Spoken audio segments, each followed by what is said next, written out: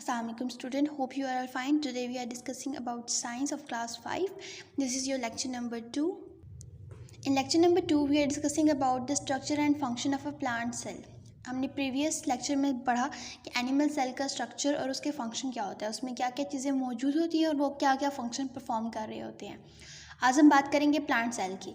Plant cell में सबसे पहले हम आ जाते हैं सेल वॉल पे. It is different from cell wall of an animal cell. Animal cell wall से बहुत डिफरेंट होती है. It is made up of thick and hard material called cellulose. ये किससे बनी होती है? थिक और हार्ड मटेरियल जिसका नाम होता है सेलुलोज, उससे बनी हुई होती है. अब सेलुलोज क्या परफॉर्म करता है? प्लांट सेल में होती है फोटोसिंथेसिस. प्लांट सेल अपना फूड खुद रेडी करता है. प्लांट सेल उस सेलुलोज की हेल्प से सनलाइट लेता है, अपना फूड प्रिपेयर करता है और हम लिविंग थिंग्स उससे फूड लेते हैं. एनिमल सेल अपना फूड खुद प्रोड्यूस नहीं करता है, इसलिए उसमें सेलुलोज नहीं पाया जाता, क्योंकि एनिमल्स अपना जो फूड होता है वो प्लांट से लेते हैं और एनिमल्स दूसरे एनिमल्स से लेते हैं. तो प्लांट्स की एक खासियत होती है कि वो अपना फूड खुद तैयार करते हैं, इसलिए उसकी सेल वॉल में सेलुलोज मौजूद होता है जो सनलाइट को एब्जॉर्ब करके आगे फूड की प्रिपरेशन करते हैं. All the organelles of cells are inside in the cell wall. It control in and out movement of cell. Same जैसे एनिमल सेल में सेल वॉल क्या फंक्शन कर रही थी कि वो इन एंड आउट मूवमेंट, अंदर जाने की और बाहर आने की किसी भी अंदर मटेरियल के मूवमेंट को कंट्रोल कर रही थी. Same cell wall plant cell में इस मूवमेंट को कंट्रोल करती है. सिर्फ एनिमल सेल में हम सेल वॉल की जगह सेल मेम्ब्रेन का नाम यूज़ करते हैं और यहाँ पे सेल वॉल. यहाँ पर भी सेल मेम्ब्रेन होती है, लेकिन सेल मेम्ब्रेन से आउटर लेयर सेल वॉल होती है. वहाँ पर स्पेसिफिक जो फंक्शन था इन एंड आउट मूवमेंट का वो सेल मेम्ब्रेन ही कर रही थी, क्योंकि एनिमल सेल में सेल वॉल नहीं होती. क्योंकि एनिमल अपना फूड खुद तैयार नहीं करता, वो दूसरों से लेता है. और जो प्लांट सेल है वो अपना फूड खुद प्रिपेयर करते हैं, इसलिए सेल मेम्ब्रेन से बाहर सेल वॉल होती है जो सेलुलोज इसमें मौजूद होता है. Now we are discussing about cytoplasm. The organelles in a cell float in jelly-like substance called cytoplasm. जैसे कि हमने एनिमल सेल में पढ़ा था कि साइटोप्लाज्म एक जेली-लाइक सब्सटेंस है जिसके अंदर सब जो जितने भी ऑर्गेनल्स हैं किसी भी सेल के वो मूव कर रहे होते हैं, फ्लोट कर रहे होते हैं, तैर रहे होते हैं, तो उसे हम साइटोप्लाज्म कहते हैं. Chloroplast. This is a disc shaped organelle and contain chlorophyll. जैसे कि मैंने आपको बताया सेलुलोज वही चीज़ है. क्लोरोप्लास्ट क्या होता है? इसमें क्लोरोफिल होता है, वही फोटोसिंथेसिस परफॉर्म करता है, लाइट लेता है. सेलुलोज और क्लोरोफिल की हेल्प से ही एक प्लांट फोटोसिंथेसिस का प्रोसेस करती है. Chlorophyll help the plant in preparing food in the presence of sunlight. It is found in leave of plant. Same जो मैंने आपसे पहले बात की कि वो सनलाइट लेती हैं सन से और फूड प्रिपेयर करते हैं. वैक्यूल. अब वैक्यूल में डिफरेंस क्या है प्लांट और एनिमल सेल से? एनिमल सेल में बहुत सारे बबल लाइक शेप में वैक्यूल्स मौजूद होते हैं, लेकिन प्लांट सेल में एक ही वैक्यूल मौजूद होता है, लेकिन लार्ज साइज़ में. क्या होता है? एनिमल सेल में बबल लाइक शेप में बहुत सारे वैक्यूल्स मौजूद होते हैं, लेकिन प्लांट सेल में एक ही वैक्यूल होता है लार्ज साइज़ में. This is vacuole. अब हम आ जाते हैं वैक्यूल का काम. सेम काम है. It is just like a big sac and is filled with a liquid. जैसे कि हमने पहले बात की थी, लिक्विड फूड न्यूट्रिएंट्स से फिल होता है vacuole. Vacuole help the cell to keep it shape and take a lot of space in the cell. एक तो ये शेप मेंटेन रखता है, उसके अलावा प्लांट सेल में शेप मेंटेन रखता है और बहुत सारी स्पेस टेक करता है, क्योंकि ये इसका साइज़ बड़ा है, सेल में बहुत सारी स्पेस ले लेता है और न्यूक्लियस नीचे वाली साइड पर आ जाता है. बैक हमने एनिमल सेल में पढ़ा था कि न्यूक्लियस दरमियान में होता है और बड़े साइज़ में होता है, लेकिन प्लांट सेल में वैक्यूल के बड़े साइज़ होने की वजह से न्यूक्लियस नीचे आ जाता है. अब हम बात करेंगे some similarities between animal and plant cell. मैंने आपसे शुरू में बोला था कि कुछ सिमिलैरिटीज़ होती हैं और कुछ डिफरेंसेस होती हैं. अब हम चेक करेंगे कि ऐसी कौन सी सिमिलैरिटीज़ हैं जो प्लांट्स और एनिमल सेल्स दोनों में मौजूद है. Animal and plant cell are similar in some ways and there are as under. Basic unit of life in animal and plant. दोनों बेसिक यूनिट हैं, सेल है, बेसिक यूनिट ऑफ लाइफ है.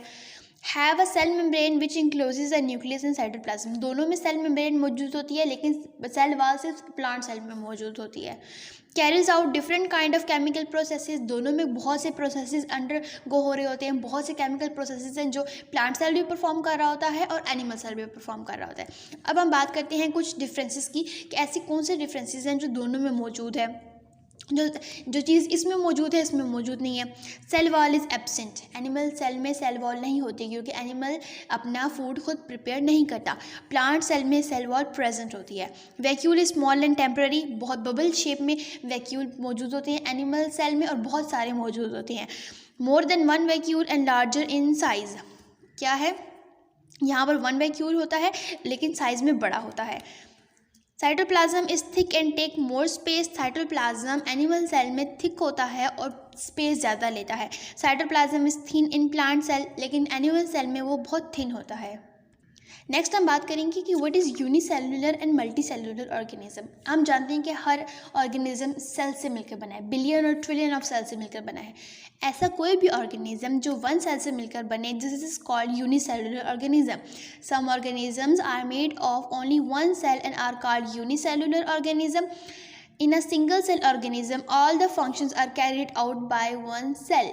जैसे कि मैंने आपको बताया, जो ऑर्गेनिज्म वन सेल से मिलकर बनता है वो यूनिसेलुलर होता है, और उसमें जितने भी फंक्शंस परफॉर्म हो रहे होते हैं ये उसी एक सेल से परफॉर्म हो रहे होते हैं। वही वन सेल ये सारे के सारे फंक्शंस क्या कर रहा होता है, परफॉर्म कर रहा होता है। Some organism like human being, plant and animal are made up of more than one cell. अब कुछ लिविंग ऑर्गेनिज्म में जैसे कि हम ह्यूमन बींग्स, प्लांट्स, एनिमल्स, ये बहुत सारे सेल से मिलकर बने हैं and are known as multicellular organism. Unicellular organism होते हैं जो वन सेल से मिलकर बनते हैं। मल्टी सेलुलर ऑर्गेनिज्म होते हैं जो बहुत सारे सेल से मिलकर बनते हैं। Almost all organisms, regardless of size, complexity, need food, water, air, a way to dispose of waste and environment in which they can survive. हमने पढ़ लिया कि यूनिसेलुलर वन सेल से बने हैं, हमने पढ़ लिया कि मल्टी सेलुलर बहुत सारे सेल से मिलकर बने हुए हैं। अब हमने पढ़ा कि बेशक वन सेल से बने हैं, दो सेल से बने हैं, हर लिविंग ऑर्गेनिज्म का रहने का तरीका, उनके साइज, शेप सब डिफरेंट होती हैं। वो सर्वाइव भी करती हैं, वो खाते भी हैं, वो एक्सपोज भी होती हैं, वो शिकार भी करते हैं। तो क्या है, बेशक उनके अंदर एक सेल है, दो सेल हैं, वो उनका काम एक ही है, खाना। जैसी बात है, हमें खाने की ज़रूरत होती है, लिविंग ऑर्गेनिज्म के लिए इन्वायरमेंट की ज़रूरत होती है, रहने के लिए शेल्टर की ज़रूरत होती है, और वन सेल वाले भी सर्वाइव कर रहे हैं और बहुत सारे सेल वाले ऑर्गेनिज्म भी सर्वाइव करते हैं। Another thing you need to remember about cell is that new cells are produced from existing cell. जो न्यू सेल प्रोड्यूस होते हैं, जो पहले से सेल मौजूद होते हैं, उन्हीं से बनते हैं। पेरेंट सेल से डॉटर सेल्स बनते हैं यहाँ पे। You may understand with this example in your growth bone cells are making more bone cells and your skin cells making more skin cells. जैसे कि अगर हमें चोट लग जाती है, हमारी स्किन उतर जाती है अक्सर, तो वो न्यू बन जाती है। क्या हो रहा है, वो सेल्स, पुराने सेल्स उस न्यू सेल्स को बनाने में हेल्प आउट कर रहे हैं, मतलब पुरानी स्किन नई स्किन बनाने में हेल्प आउट हो रही होती है। अब ये कुछ एग्जांपल्स हैं सेल्स की। Amoeba, plant stem, bacteria, nerve cell, red blood cells. Red blood cells are the only cells which do not have a nucleus. Red blood cells ऐसा सेल होता है जिसके अंदर न्यूक्लियस नहीं होता, बाकी सब सेल्स के अंदर न्यूक्लियस मौजूद होता है।